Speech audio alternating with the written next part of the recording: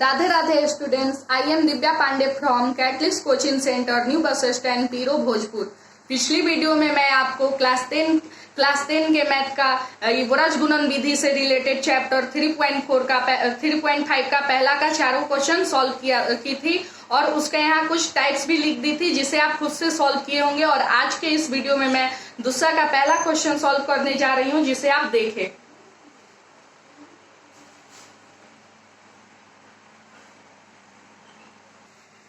चलिए देखिए दूसरा का पहला क्वेश्चन, ए और बी के किन मानों के लिए निम्न रैखिक समीकरणों के युग्म के अपरिमित रूप से अनेक हल होंगे। दिया है 2x प्लस 3y बराबर 7, a minus B into X plus a plus B into Y बराबर 3a प्लस बी माइनस 2। चलिए अभी से हम सॉल्व करते हैं। तो लिखेंगे चूंकि दिया गया समीकरण निकाय है, लिखेंगे चूंकि दिया गया समीकरण निकाय है।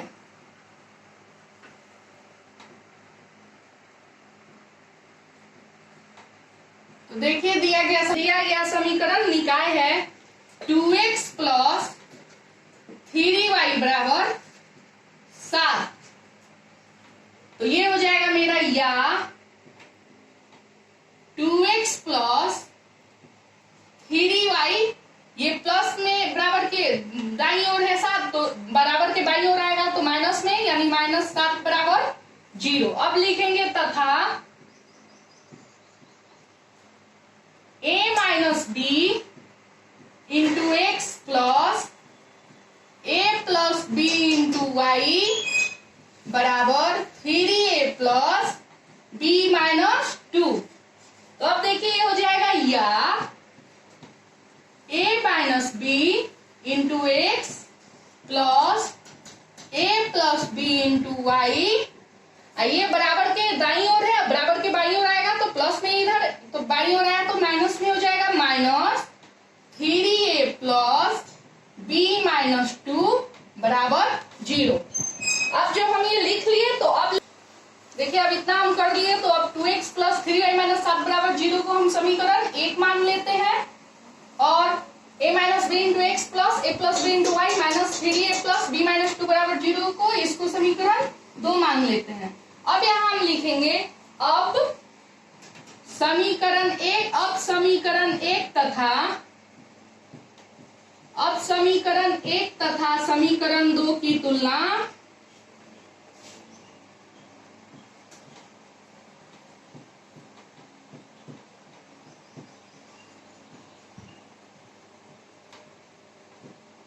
तो किससे करेंगे तो a1x plus b1y plus c1 बराबर 0 तुलना a1x plus b1y plus c1 बराबर 0 तथा a2x plus b2y plus c2 बराबर 0 से करने पर। तो जब इससे समीकरण 1 तथा 2 की तुलना हम करेंगे तो देखिए अब मेरा a1 क्या होगा, a2 क्या होगा, b1 b2 क्या होगा, c1 c2 क्या होगा। तो देखिए अब a1 क्या होगा मेरा, तो a1 हो जाएगा मेरा 2, अब कॉमा b1 क्या होगा मेरा तो 3 तथा c1 मेरा क्या हो जाएगा तो -7। अब a2 मेरा क्या होगा तो a2 हो जाएगा मेरा a माइनस बी और b2 मेरा क्या होगा, b2 होगा मेरा a प्लस बी तथा c2 मेरा क्या होगा -3a plus b minus 2 minus 3a plus b minus 2। अब यहाँ a1 b1 c1 a2 b2 c2 निकल गया तो अब हम यहाँ a1 बटे a2 b1 बटे b2 और c1 बटे c2 निकाल सकते हैं। तो चलिए लिखेंगे इसलिए यहाँ a1, देखिए यहाँ इतना हम कर लिए। अब यहाँ देखिए क्वेश्चन में ही कह रहा है जो समीकरण युग्म दिया है उसका अपरिमित रूप से अनेक हल है। तो हम यहाँ लिख देंगे चूंकि दिए गए समीकरण निकाय के, चूंकि दिए गए समीकरण निकाय के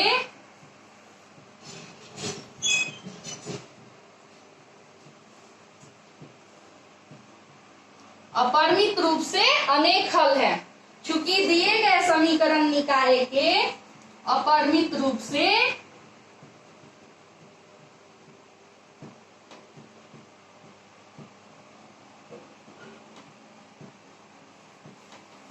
अनेक हल है।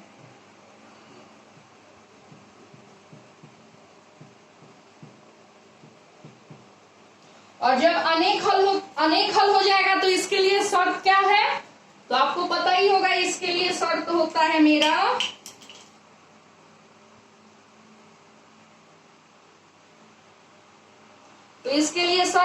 मेरा क्या, A1 बटे A2 बराबर B1 बटे B2 बराबर C1 बटे C2, जो कि आप पीछे देखे थे। तो लिख देंगे अब इसलिए यहां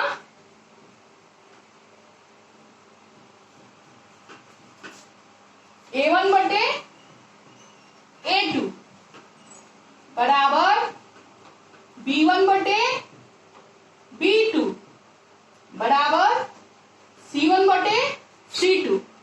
जब अनेक हल हो तो शर्त मेरा यही ना होता है, A1 बटे A2 बराबर B1 बटे B2 बराबर C1 बटे C2। तो अब यहाँ मेरा A1 B1 C1 A2 B2 C2 का मान दिया है। अब इसमें हम रखते हैं, चलिए अब लिखेंगे यहाँ अब A1 का मान देखिए मेरा क्या है, तो A1 है 2 और A2 क्या है A माइनस B, तो 2A माइनस B बराबर, अब देखिए मेरा B1 क्या है, तो B1 है 3 और B2 क्या है, तो A प्लस B। अब देखते हैं मेरा C1 और C2 क्या है, तो C1 है मेरा -7 और C2 है मेरा -3A प्लस B -2। तो देखिए यहाँ मेरा ये माइनस माइनस कैंसिल हो जाएगा, तो मेरा C1 बटे C2 होगा 7/3A प्लस B -2। तो अब यहाँ हम लिख दें 2/A माइनस B बराबर 3/A प्लस B बराबर, ये माइनस माइनस कैंसिल हो जाएगा, तो 7/3A प्लस B -2। अब देखिए हम क्या करेंगे, अब एक बार इसके बराबर इसको रख लेंगे और उसके बाद एक बार इसके बराबर इसको रख के समीकरण बनाएंगे, और जो समीकरण बनेगा उससे अब हम आगे वज्रगुणन विधि द्वारा हल करेंगे। तो चलिए अब हम यहाँ लिखते हैं, जब 2/A माइनस B बराबर 3/A प्लस B हो, तो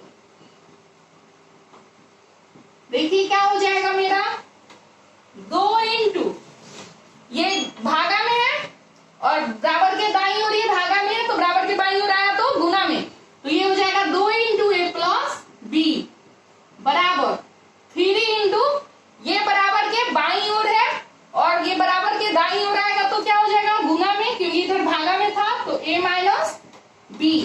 अब इसको हम हल करेंगे तो हो जाएगा, या 2 से A में गुना किए तो 2A, फिर 2 से B में गुना किए तो 2B, यानी 2A प्लस 2B बराबर, अब 3 से A में गुना किए तो 3A, अब फिर 3 से माइनस B में गुना किए तो 3A माइनस B। अब ये बराबर वाला जो भी अंक है, सॉरी यहाँ 3 से जब A में गुना होगा तो B में भी तो होगा, तो यहाँ हो जाएगा -3B। अब देखिए मेरा क्या हो जाएगा, या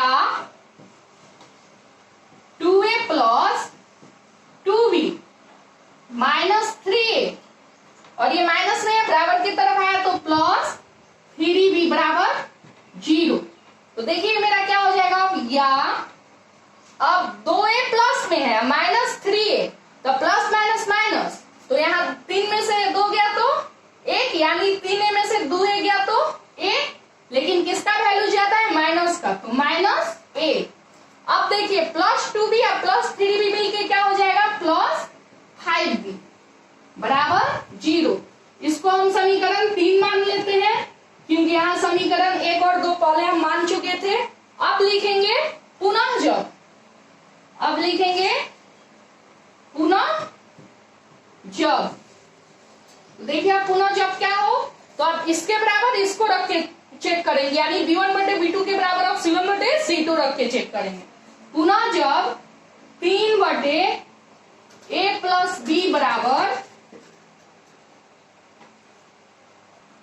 देखिए आप लिखेंगे पुनः जब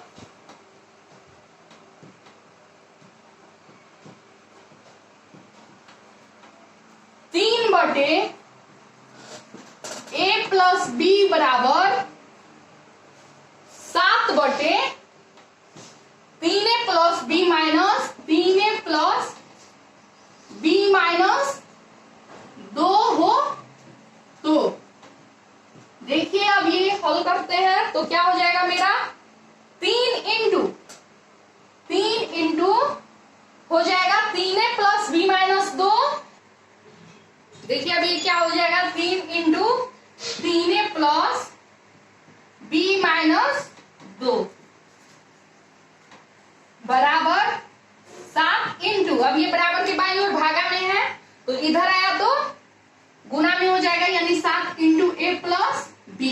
अब इसे सॉल्व करते हैं तो या 3 तिया 9, 9A प्लस 3 से B में गुना हुआ तो 3B और 3 से 2 में गुना हुआ 6, यानी माइनस 6। ये हो गया 9A प्लस 3B माइनस 6 बराबर, अब 7 से A में गुना हुआ तो 7A और 7 से B में गुना हुआ तो 7B, यानी 7A प्लस 7B। अब इसको लिखेंगे या जितना भी बराबर के दाईं ओर है उसको हम बराबर के बाईं ओर ला दे रहे हैं। अब हो जाएगा 9A plus 3B minus 6 minus 7A minus 7B बराबर 0। तो अब देखिए मेरा क्या हो जाएगा, या 9A प्लस में है 7A माइनस में है तो प्लस माइनस माइनस, 9A में से 7A गया तो 2A,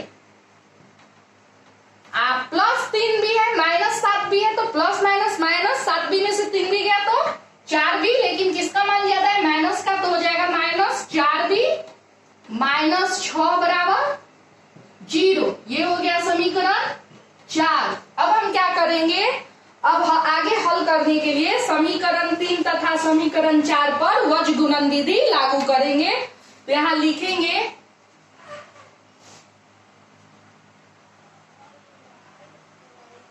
अब समीकरण 3 तथा समीकरण 4 पर वज्र गुणन विधि लागू करने से लिखेंगे यहां अब समीकरण 3 तथा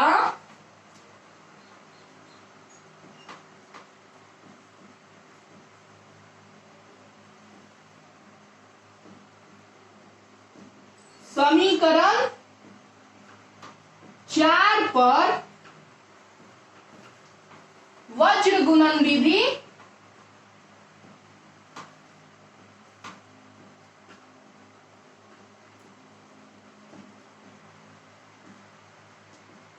लागू करने से। तो चलिए अब हम लागू करके देखते हैं क्या होगा। तो इसके लिए यहां पे लिखेंगे x बराबर इतना बटे, छोड़ दे रहे हैं अभी, सॉरी यहाँ x देखिए, यहाँ x नहीं होगा क्योंकि यहाँ समीकरण 3 को देखिए, यहाँ क्वेश्चन क्या है ए बी के रूप में है, इसलिए हमने x के, क्योंकि हमें ए बी का मान निकालना है तो x के जगह क्या लिखेंगे a, और जहाँ y, यहाँ y के जगह b, और ये 1 मेरा वैसे ही रहेगा। अब देखिए अब इसे वज्र गुणन विधि द्वारा हल करना है तो पहले देखिए हम क्या लिख लेते हैं a b 1।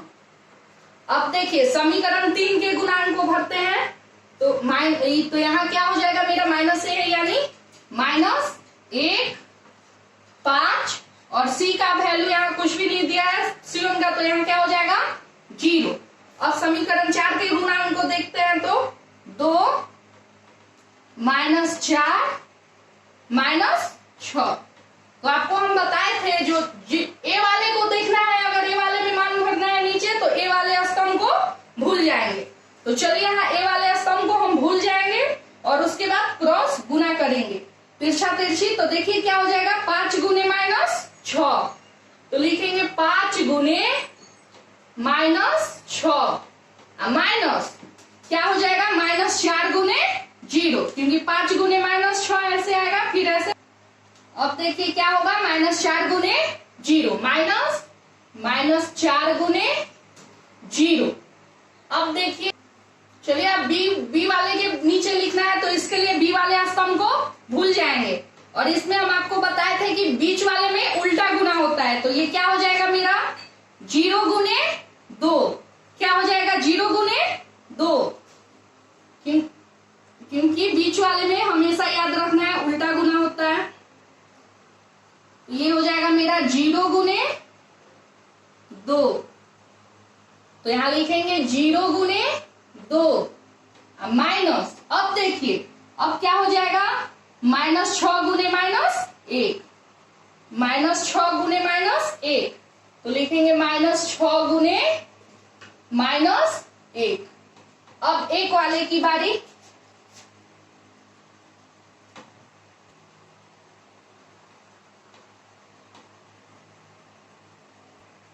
एक वाले स्तंभ को भूल जाएंगे, और इसमें भी तिरछा तिरछी गुना होगा, तो होगा -1 गुने -4 माइनस 2 गुने 5, तो लिखेंगे यहां -1 गुने -4 माइनस 2 गुने 5। अब देखिए अब इसको हल करते हैं, तो हो जाएगा या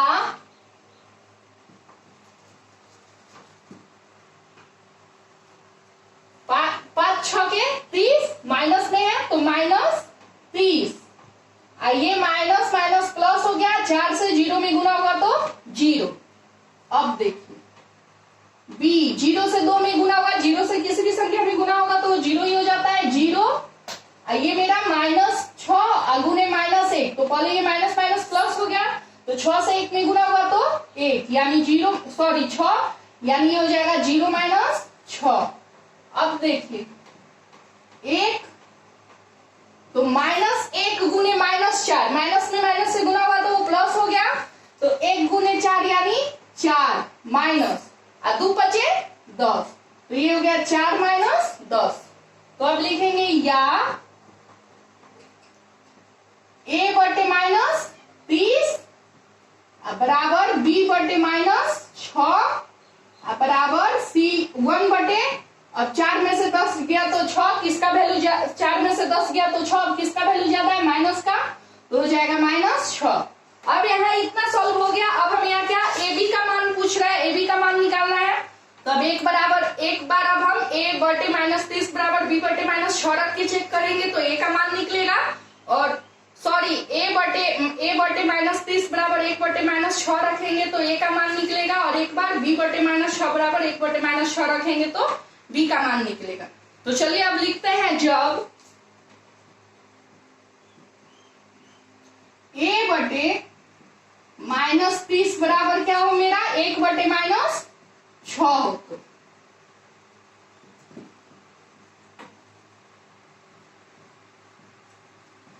देखिए मेरा a बराबर क्या हो जाएगा, तो a बराबर हो जाएगा 1 गुने, ये बराबर के बाईं ओर भागा में है तो बराबर के दाईं ओर आया तो गुना में, यानी 1 गुने -30 अब बटे -6, तो देखिए तो 6 से 30 कितने बार में कट जाएगा 5 बार में। a बराबर -30 बटा -6, माइनस माइनस कैंसिल हो जाएगा, 6 से 30 मेरा कटेगा 5 बार में, तो a बराबर मेरा कितना आया 5। अब देखिए क्या लिखेंगे, पुनः जब, तो पुनः जब क्या हो, तो b बटे -6 बराबर 1 बटे -6 हो, तो b बटे -6 बराबर 1 बटे -6 हो, तो b बराबर मेरा क्या आ जाएगा, तो b बराबर मेरा हो जाएगा 1 गुने -6 बराबर के बाईं ओर भागा में है तो बराबर के दाईं ओर जाएगा तो ये गुना में हो जाएगा 1 गुने -6 बटे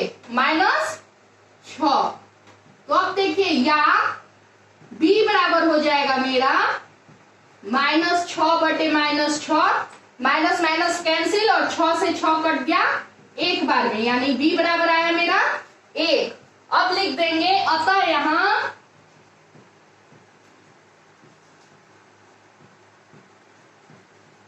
a बराबर 5 तथा b बराबर 1। इसे जब हम हल किए तो मेरा आया a बराबर 5 तथा b बराबर 1, और यहाँ क्वेश्चन कह रहा था a और b का मान ज्ञात करें। तो जब हम यहाँ a और b का मान ज्ञात किए तो आया a बराबर 5 तथा b बराबर 1। उम्मीद करती हूँ कि ये क्वेश्चन आपको अच्छे से समझ में आ गया होगा। अब इसका कुछ टाइप्स और आंसर लिख दे रही हूँ जिसे आप खुद से सॉल्व कीजिएगा।